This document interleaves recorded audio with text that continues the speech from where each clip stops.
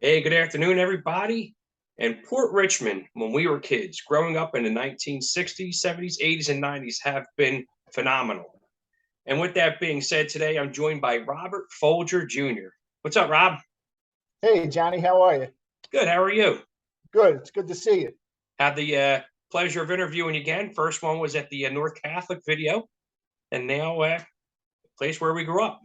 Hey, yeah, you do an awesome job. I enjoy it. I try. Hey, do my best, man. So, Bob, what year were you born?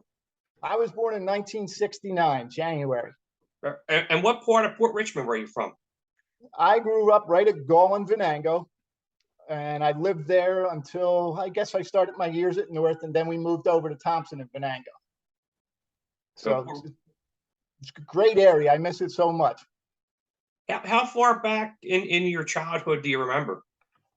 I can remember back to the days when I used to play with the gang on Gaul Street, and all those good times driving around on the big wheels and playing halfies on the business building that we had across the street. I can remember back to those days pretty good.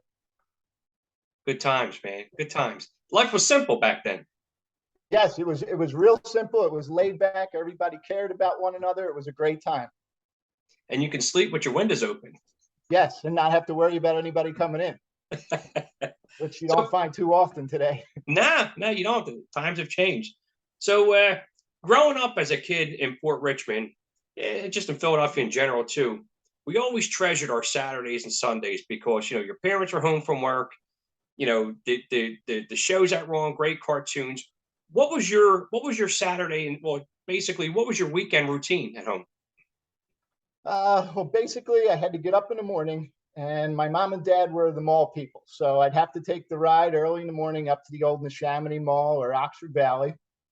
Then I would come back home, and then a lot of the guys, we would either end up going down to Samuel's Playground, where we'd play halfies on the street, ride the old big wheels when we were even younger.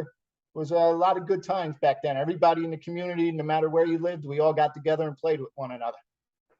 So I was born in the 70s, so I'm not familiar with the 60s. What kind of cartoons and what kind of shows were when you were a kid? I'm trying to let me see. We used to watch a lot of Fred Flintstone and that gang on.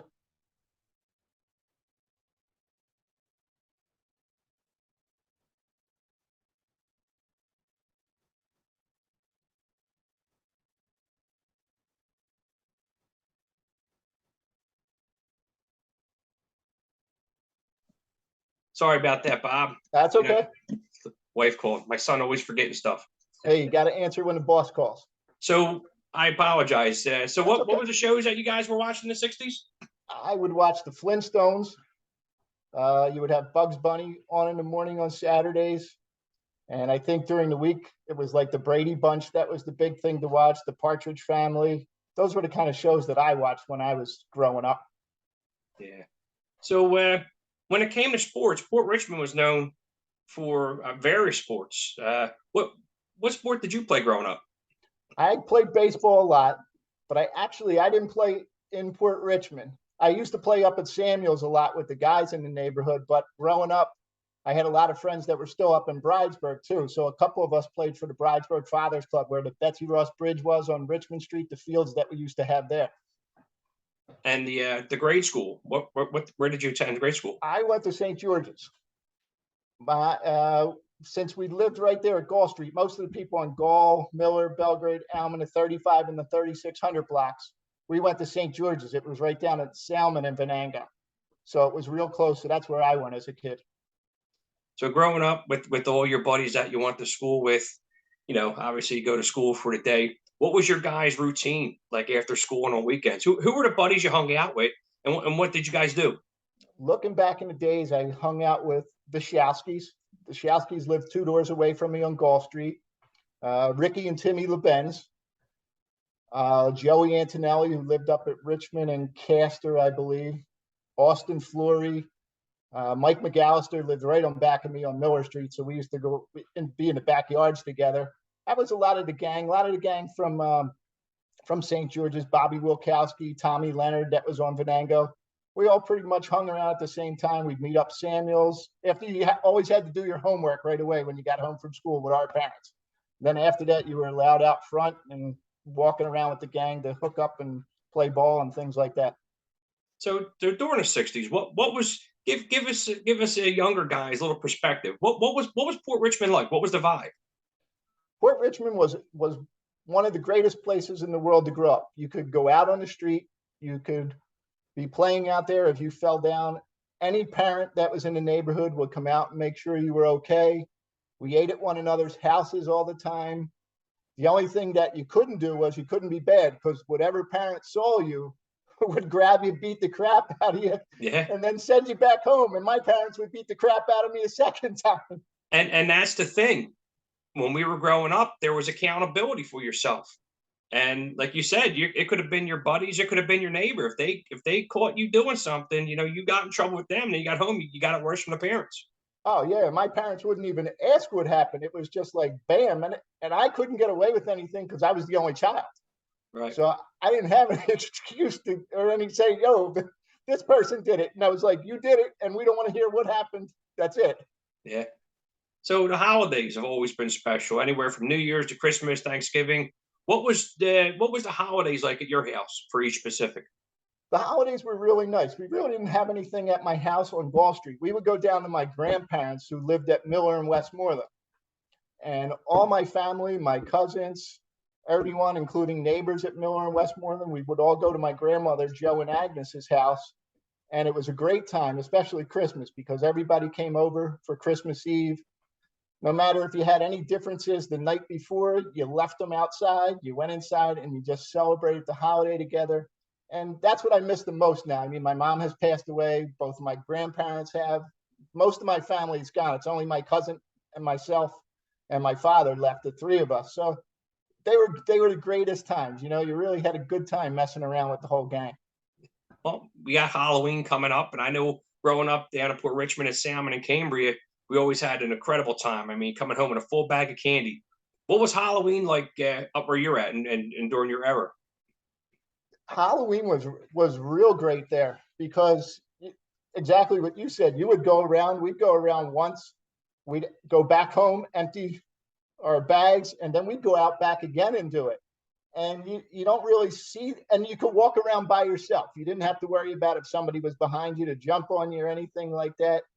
The parents would sit on the steps. It was the friendliest atmosphere around. Where I'm up in North Wales now, and I'm lucky if maybe 5 or 6 people actually come, where we used to be 50, 60, 70 kids at a time. Yeah. So they were great days. Yeah, yeah. So as you get older, from I remember from our previous conversation, you were another North Catholic Falcon like myself. Life changes. You meet new friends. Some of the grade school guys you went to school with go to different schools. How did life change any bit for you once you went to high school? Oh yeah, it changed drastically. I mean, that's the other side of life that we didn't see going to grade school. You had to mature real quick. You had to study a different way. I mean, we got up in the morning when I lived at Thompson and Venango. We would take the 89 sometimes down to the L, hop on the L, and get off at North Catholic. A lot of times, however, when the weather got bad, even when it snowed, we would walk all the way from Thompson and Venango all the way up to North. Oh, We'd wow. go all the way up Castor Avenue, all the way over, take the shortcut past Wheat Chief Lane and all that. So they were great times at North. So again, once you're into your teenage years, obviously you leave those big wheels and maybe the stick ball behind, possibly stick ball. I don't know. I'm sure sports goes in. You're into your teenage years. So in the '60s, during your teenage years, I mean, what did you guys do for fun? You could leave all the legal stuff out. What we would do it for fun. We would go to all the North dances, and you know how those were. It was a great time because that was the time when you started to find out what it was like to kiss a girl, to be in a relationship. We went to a lot of Phillies games back then, Flyers games. Those were the big things for us. I was a big sports fan my whole life, and the gang that I was with, we always went out to the sports events. And that's mostly what we did, where we'd go to the North Frankfurt game when it became November. and all that. So I was a big sports fan, and most of the guys that I hung with. In fact, we were just talking about it the other day, some of the old guys, about if the Phils make it to the World Series, we're going to the game again. Yeah. I mean, I'm just watching the game. It's on now. Last time I checked, the Phillies were up 7-3 on the Braves, which is awesome. Of course, our pitching isn't all that great, but 60s had some really good. I mean, you had the Broad Street Bullies, if I'm not mistaken, back Yep. then, and the Phillies had some great teams. But yeah, Oh, I mean, it would have been a great time. the players back then were incredible. It was incredible to go to a game and see Bernie Perrant in the goal, and then you'd see Dave Schultz. If somebody looked at him the wrong way, he would check them, and he'd be in the hugest hockey fight that we've seen, and we would just be sitting there in awe, like, wow, look at this. It was a real good time. So digging back to the childhood, what would have been some of your most memorable moments growing up in Port Richmond? Some of my most memorable moments, where I'll tell you one that really gets me, it gets me in a bad way. There was a cemetery at Belgrade and Venango. It was between Almond and Belgrade. And some of us guys got together. I think it was myself, John Calhoun, and Michael McAllister. It was a snowy day in the winter. We walked through the cemetery, and we wanted to see how far we could throw snowballs. Well, here comes a trash truck down the road. We were in the cemetery. We throw the snowballs. Well, here the driver had the window down. It went inside the window, one of us that threw it. It hit him, and then he crashed into the fence of the cemetery. We were all like, oh no, we just laid down by the graves and didn't move. I mean, those were the days. But then we got up, and of course, I went home and told my dad. Well, my dad picked up so-and-so, called their father, and we all got the crap beat out of us later that night.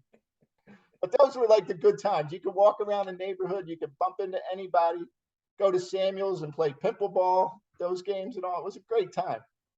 So when you're out playing, see a lot of kids nowadays, they don't know about curfew. So when you guys are out playing, one of the things you see on Facebook a lot was when the street lights came on, it was time to go home. You didn't have the parents call you. You knew. What was it like? I mean, what was your guys' curfew time? Like, when did you guys know it was time to come in? Well, it was pretty much up until before the high school years at North. You would, like you said, we'd be up at Samuel's hanging out at the tables up there just talking. And when you saw the sun start to go down, and once you couldn't see the sun anymore, you had to be back home. That was the time to come in. So I guess you could say around 7:30, 8 o'clock.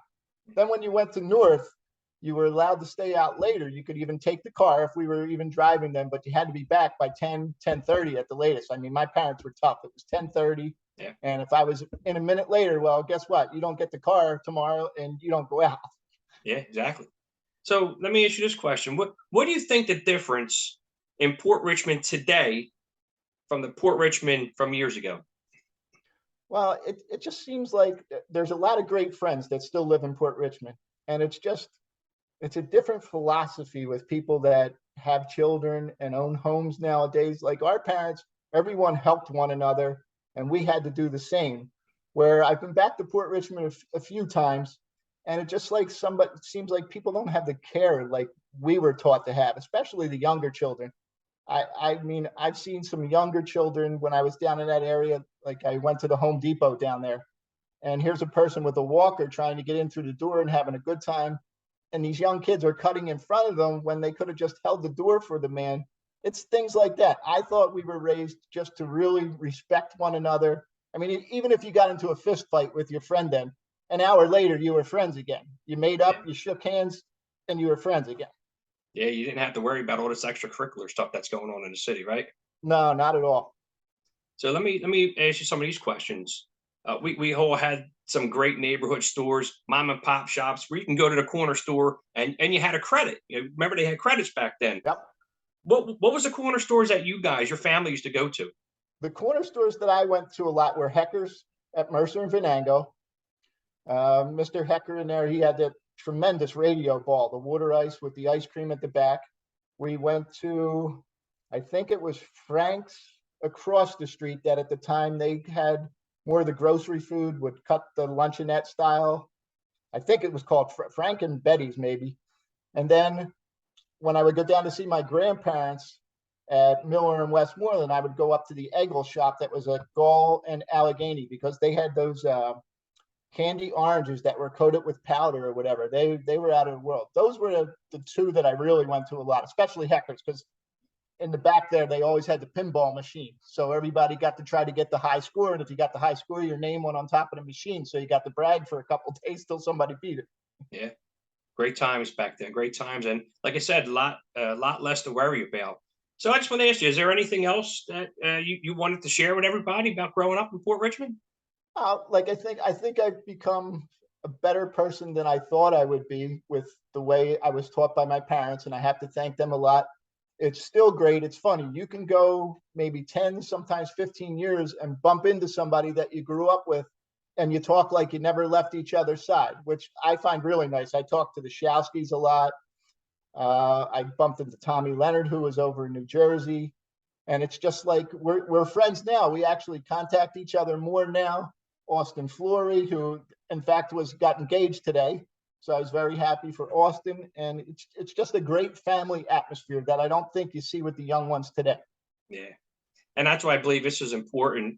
Again, when I did the North videos, the Hallahan videos, now Port Richmond videos, and I appreciate you coming on again with me with this other topic. But again, these are memories that if people don't talk about them, that are just going to fall at the wayside, and they'll never be seen again. But again, thank you for sharing your memories of growing up in Port Richmond, and yeah, thank you for taking time out of your day.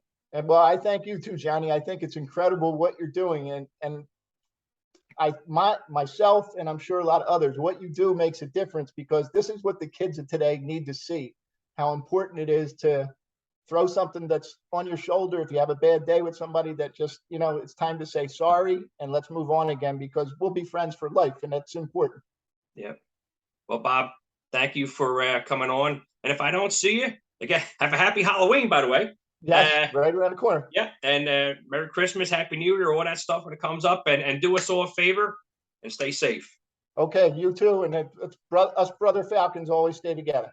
Amen. Bob, All take right. care. Thank you. Take care. Bye.